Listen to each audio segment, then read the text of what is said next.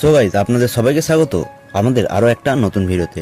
আজকের ভিডিওতে আমরা যে টপিকটা নিয়ে ডিসকাস করব সেটা হলো যে স্মার্ট ভ্যালুতে আপনি যে লিস্ট বিল্ডিং সেটা কিভাবে করবেন। দেখুন, স্মার্ট ভ্যালুতে সবার ফার্স্টে যে আমাদের 5 বেসিক ওয়ার্কগুলোর মধ্যে সবার ফার্স্টে যে আমাদের কাজটা করতে হয় সেটা হলো কাস্টমারের লিস্ট বিল্ডিং করা। দেখুন, আপনি স্মার্ট ভ্যালু কেন, আপনি যে কোনো বিজনেস যদি করতে চান তাহলে আপনাকে সেখানে কিন্তু একটা কাস্টমারের লিস্ট তৈরি করতে হবে। আর লিস্টটা এমনভাবে তৈরি করতে হবে যাতে এই লিস্টটা দেখে আপনার বিজনেসে কী হচ্ছে এবং কাকে আপনি কি বলে ইনভাইট করতে পারবেন সে সমস্ত কিছু কিন্তু ক্লিয়ার করতে পারবেন। মানে কাস্টমারের ইচ অ্যান্ড এভরি ডিটেলস কিন্তু আপনাকে সেখানে নোট ডাউন করতে হবে। তো সবার ফার্স্টে আপনি লিস্টটা তৈরি করবেন কি করে? সবার ফার্স্টে যে কলামটা তৈরি করতে হবে সেটা হলো serial number, right? Serial number থেকে কিন্তু আপনাকে স্টার্ট করতে হবে। সিরিয়াল নাম্বার কত থেকে স্টার্ট করবেন? দেখুন, আমরা জেনারেলি যে কোনো বিজনেসে কী করি, 1 থেকে শুরু করি, কিন্তু এখানে যেটা আপনাকে করতে হবে সেটা হলো আপনি কতজনের লিস্ট বিল্ডিং করতে চান। মিনিমাম আপনি 500-এর লিস্ট বিল্ডিং করুন, রাইট? ডেলি 5টা করে তাদের নাম অ্যাড করবেন এবং নাম্বার 1-এ আপনার নামটা লিখবেন। নাম্বার 1-এ আপনার নাম কেন লিখবেন? কারণ আপনার টার্গেট থাকবে এই 500 যে লিস্টটা তৈরি করেছেন তার থেকে নাম্বার 1-এ আসার। আর যেদিন আপনি 500-এর লিস্ট শেষ করে দেবেন সেদিন আপনার বিজনেসটা কিন্তু আলাদা জায়গায় একটা স্টাবলিশড হয়ে যাবে নাম্বার 1-এ আস্তে আস্তে। আচ্ছা, এরপরে যে কলামটা আসছে সেটা হলো তাদের নেম। আপনি 500-এ যে কাস্টমারের নামটা লিখছেন তার নামটা কি, সেই কাস্টমারের নামটা কি সেটা কিন্তু আপনাকে এখানে লিখতে হবে। দেন আপনাকে যেটা করতে হবে তার অ্যাড্রেস, সে কোথায় থাকে তার অ্যাড্রেসটা কি। তারপরে কলামে যেটা করতে হবে আপনাকে তার ফোন নাম্বার। তার ফোন নাম্বারটা কিন্তু অবশ্যই আপনাকে লিখতে হবে, কারণ আপনি যদি মনে করুন আপনি কাজ না করতে পারছেন, আপনি আপনার সিনিয়রকে আপনার লিস্ট বিল্ডিংটা ধরিয়ে দেবেন, সে কিন্তু ইজিলি আপনার লিস্ট বিল্ডিংটা ধরে তাদেরকে ইনভাইটটা করতে পারবে। এরপরের কলামে যেটা আসছে সেটা হলো তার এডুকেশন কোয়ালিফিকেশান, সে কতদূর পড়াশোনা করেছে সেটা কিন্তু আপনাকে লিখতে হবেই অবশ্যই, সে কতদূর পড়াশোনা করেছে। এরপর যেটা আসছে সেটা হলো তার অকুপেশন,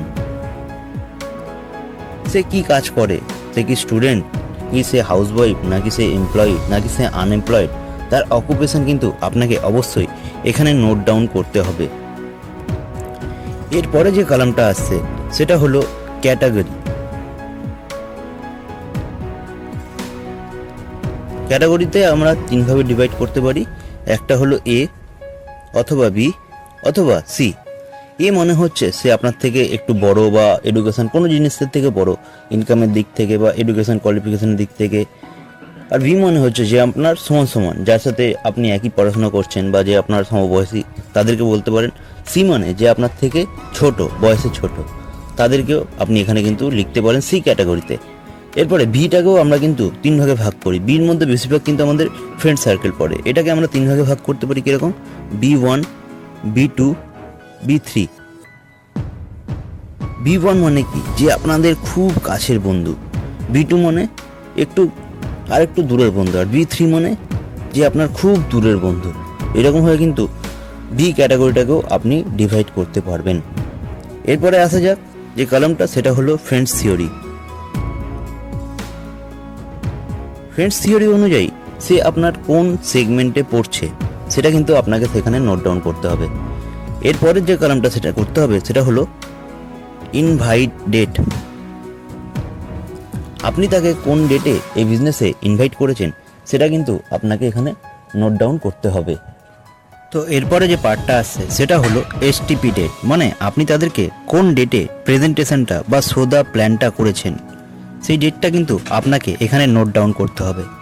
ওকে, এরপরে যে পার্টটা আসছে সেটা হলো ফলো আপ ডেট, মানে আপনি তাকে কোন ডেটে ফলো আপটা করেছেন এবং ফলো আপটা আপনি কতবার করেছেন, বা সেটাকে আমরা যে পরের পার্টটাকে বলি সেটা হলো ফলো থ্রু। ফলো থ্রু আপনি কতবার করেছেন, 1বার, 2বার, 3বার, সেই ডেটগুলো কিন্তু আপনাকে এখানে মেনশন করতে হবে। এরপরে যে পার্টটা আসছে সেটা হলো রিমার্কস।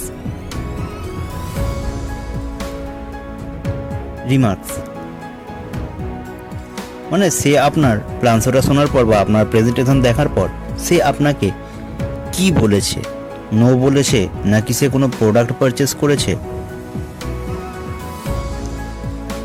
সে কি সেকেন্ডারি প্রোডাক্ট পারচেস করেছে, নাকি সে ফার্স্ট প্রাইমারি প্রোডাক্ট পারচেস করেছে, সেটা কিন্তু আপনাকে এখানে নোট ডাউন করতে হবে।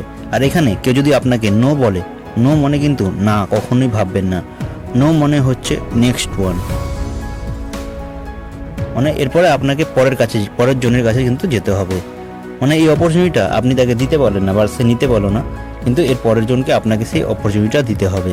তো এইরকমভাবে কিন্তু আপনিও চাইলে একটা সুন্দরভাবে নেটওয়ার্ক মার্কেটিং বিজনেসের একটা লিস্ট তৈরি করতে পারবেন। সবার ফার্স্টের কলমে যেটা থাকবে সেটা হলো সিরিয়াল নাম্বার, নেক্সট পার্টে যেটা থাকবে সেটা হলো নেম, তারপরে অ্যাড্রেস, তারপরে ফোন নাম্বার, তারপরে এডুকেশন, তারপরে অকুপেশন, তারপরে ক্যাটাগরি, তারপরে ফ্রেন্ডস থিওরি অনুযায়ী সে কোন কলমে পড়ছে বা কোন সেগমেন্ট থেকে আসছে, তারপরে ইনভাইট ডেট, তারপরে এসটিপি ডেট, তারপরে follow up, follow through, remarks, ব্যাস এটাই করে কিন্তু আপনি একটা সুন্দর লিস্ট বিল্ডিং করতে পারবেন। তো আজকের ভিডিওতে এতটাই। থ্যাংক ইউ ভিডিওটা শেষ পর্যন্ত দেখার জন্য। তো চলুন, বাই।